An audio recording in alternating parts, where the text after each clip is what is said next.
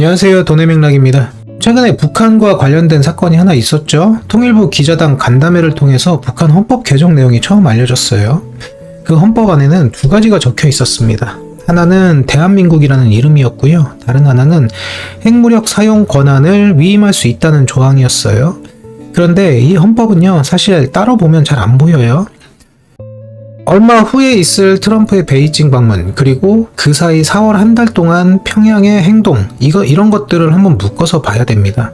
오늘 영상에서는요, 이걸 5개의 질문으로 한번 풀어보겠습니다.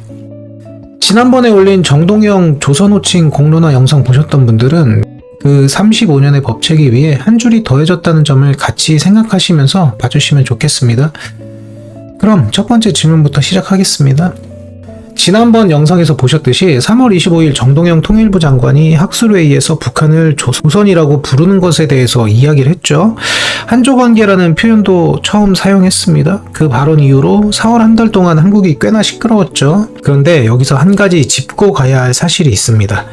정동영 발언이 있기 이틀 전, 그러니까 3월 23일에 평양에서는 헌법이 이미 바뀌어 있었어요. 3월 23일에 평양 헌법이 개정됐고 3월 25일에 정동영 발언이 나온 셈입니다. 한 이틀 차이죠.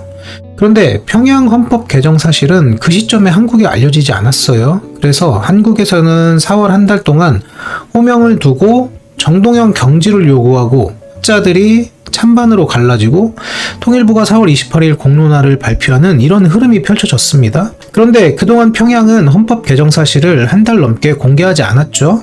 그러다가 5월 6일에 그 사실이 통일부 기자단 간담회를 통해서 처음 알려진 거예요. 그러니까 한국은 호칭을 두고 다투는 사이에 평양은 이미 헌법에 박아두고 있었던 거죠. 그렇다면 그 헌법에 정확히 뭐가 적혀 있었을까요? 이게 두 번째 질문입니다. 크게는 두 조항을 봐야 돼요. 하나는 제2조 영토 조항이고요. 다른 하나는 89조 핵무력 지휘권 조항입니다. 먼저 제2조부터 볼게요. 새로 신설된 제2조는 이렇게 적혀 있습니다. 조선민주주의인민공화국 영역은 북쪽으로 중화인민공화국과 러시아 연방, 남쪽으로 대한민국과 접하고 있는 영토와 그에 기초하여 설정된 영해와 영공을 포함한다. 여기서 핵심 단어가 두 개 있죠. 하나는 대한민국입니다.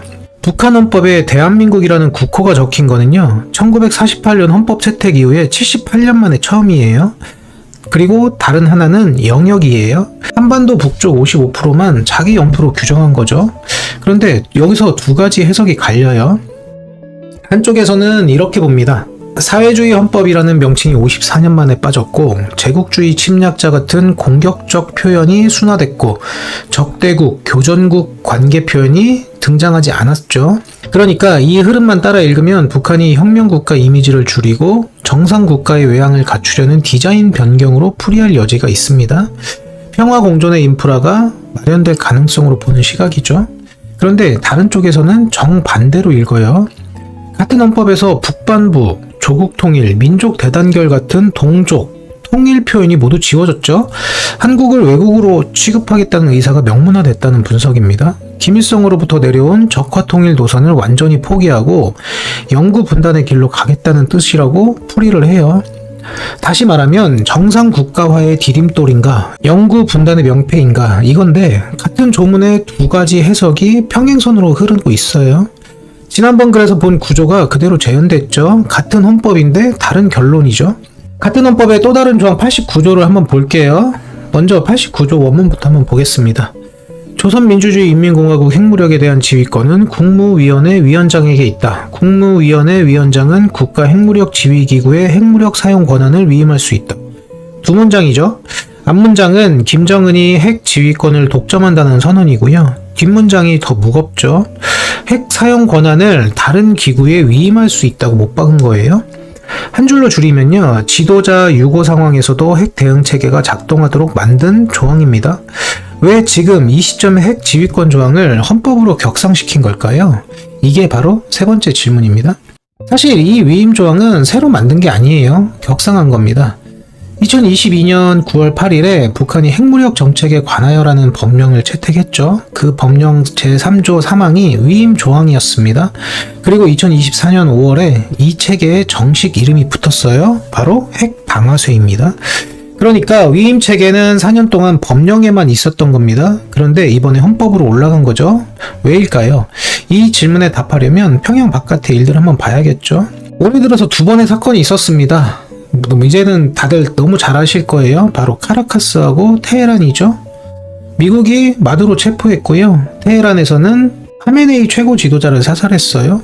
두 개 다 참수작전 성공이죠. 그리고 3월 23일 평양입니다. 북한이 헌법 89조에 핵무력 사용 권한이 위임을 명시했어요. 지도자 유고 상황에서도 핵 사용 권한이 작동할 수 있는 법적 근거를 헌법으로 격상한 거죠. 여기서 한 가지 분명히 말씀드려야 할 거는요. 직접적인 인과관계는 확인되지 않아요. 핵 사용 권한 위임 체계는 2022년 법령으로 이미 존재했고요. 올 초 9차 당대회에서 헌법화 가능성도 시사된 상태였습니다. 격상의 흐름은 그 전부터 만들어지고 있었다는 이야기죠. 다만 두 차례의 참수작전이 성공한 이후 평양이 핵 지휘 연속성을 헌법으로 격상시켰다는 시간적인 배열은 남죠.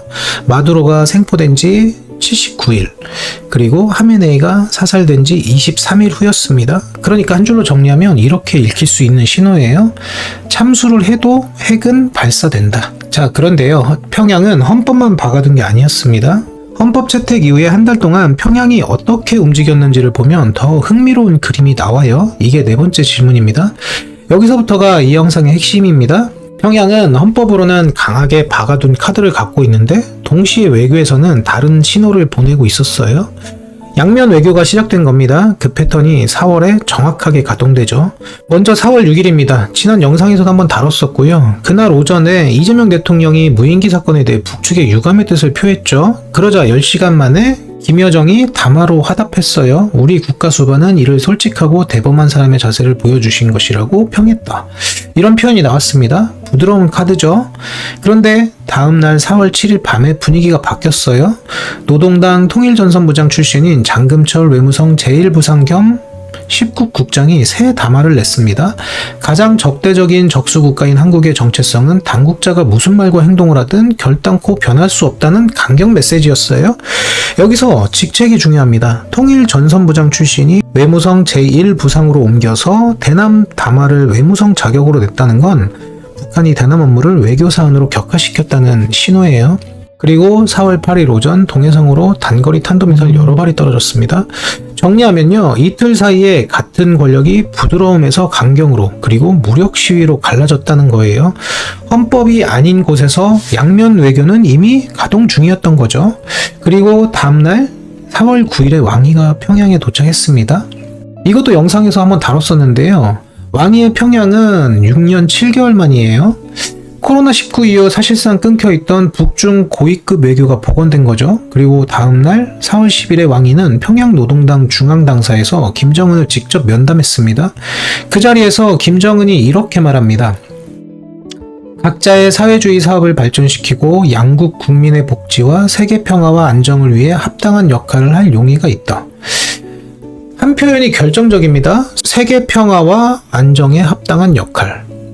이건 다시 말하면요. 한 달 전 헌법 89조에 핵 사용 권한 위임을 박아둔 지도자가 한 달 후에는 중국 외교부장 앞에서 세계 평화와 안정에 합당한 역할을 할 용의를 약속한 거예요. 같은 입에서 두 가지 메시지가 나왔죠. 헌법으로는 못을 받고 외교로는 풀어두는 거죠. 이 흐름은요. 올해 초 2월에 있었던 9차 당대회 발언의 연장선에 있습니다. 그때 김정은이 조미 관계의 전망성은 미국 측의 태도에 전적으로 달려있다. 우리도 미국과 좋게 지내지 못할 이유가 없다. 이렇게 말했습니다. 이란 전쟁에서 미국을 비난하면서도 트럼프를 직접 거명하지 않은 것도 같은 흐름이고요. 적대성을 헌법에 박지 않은 것도 마찬가지입니다. 다시 말하면 평양은 강경한 카드와 부드러운 카드를 동시에 손에 들고 있는 거예요. 자, 그렇다면 마지막 질문입니다. 이 흐름 속에서 한국은 어디에 있을까요? 그리고 베이징 회담은 뭘 의미할까요? 먼저 한국 헌법부터 볼게요. 한국 헌법 3조는 대한민국의 영토는 한반도와 그 부속 도서로 한다. 이렇게 규정합니다. 그리고 4조는 대한민국은 통일을 지향하며 자유민주적 기본질서에 입각한 평화적 통일정책을 수립하고 이를 추진한다. 이렇게 박아두고 있어요. 1987년 9차 개헌 이후 39년 동안 그대로죠. 그러니까 평양이 두 국가화를 헌법으로 명문화한 5월 6일 한국 헌법은 같은 날 그 자리에 있었습니다. 같은 한반도 두 헌법 정반대의 전제죠. 그럼 한국 정부의 응답은 어땠을까요? 한국 정부도 5월 7일 공식 입장을 냈습니다. 청와대 관계자는 북한 헌법 개정 동향과 관련된 사항들을 종합적으로 검토해 나갈 것, 이렇게 말했고요. 종합적 검토를 토대로 한반도 평화공존 정책을 일관되게 추진해 나갈 것이라고 밝혔어요. 여기서 두 가지를 짚을 수 있습니다. 하나는 종합적 검토예요. 평양헌법은 영토 조항만의 문제가 아니죠. 89조 핵 사용 권한 위임, 사회주의 명칭 삭제, 김정은 1인 지배 강화, 김여정, 장금철, 양면 외교까지 묶인 패키지예요. 단편적인 대응이 아니라 다층 구조 전체를 보겠다는 신호로 읽힙니다. 그리고 다른 하나는 평화 공존 정책의 일관 추진입니다. 2026년 2월 3일 발표된 한반도 평화공존 정책의 3원칙은 북한 체제 존중, 흡수 통일 불추구, 적대 행위 불추진이에요. 평양이 헌법에 두 국가화를 박아둔 상황에서도 그 노선을 흔들지 않겠다는 뜻입니다. 이걸 다시 한번 풀어보면요. 평양이 헌법의 적대성을 박지 않은 것과 한국이 적대행위 불추진을 정책 원칙으로 박은 것, 이 두 노선이 같은 시기에 평행으로 흐른다는 이야기입니다. 두 정부가 같은 결론에 합의한 건 아니에요. 다만 양쪽 모두 강한 단절은 피하고 있는 것 같습니다. 그런데 의제가 다뤄지는 자리는 다른 곳입니다. 5월 14일에서 15일 트럼프와 시진핑이 베이징에서 만나죠. 트럼프 2기 행정부 출범 후에 두 번째 미중 정상회담이에요. 원래 일정은 3월 말이었는데 이란 전쟁 때문에 한 차례 연기됐고 5월 중순으로 확정됐습니다. 의제는 관세, 대만, 이란 그리고 한반도예요. 여기서 시진핑이 회담장에 평양헌법 89조와 김정은의 세계평화 발언을 카드로 들고 갈 가능성이 있어요. 신호의 두 갈래는 단순합니다. 한쪽에는 평양이 핵을 헌법에 박았다는 사실이 있고 다른 쪽에는 평양이 대화 의지를 비치고 있다는 사실이 있죠.